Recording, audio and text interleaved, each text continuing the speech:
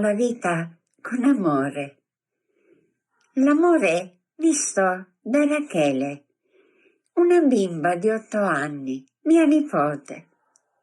L'amore è gentilezza. L'amore si può dimostrare. L'amore è un abbraccio. L'amore è un bacio. L'amore è tanto affetto. L'amore è amare tutto il mondo. Guardiamo l'amore con gli occhi di una bimba. Abbracciamo la vita con amore.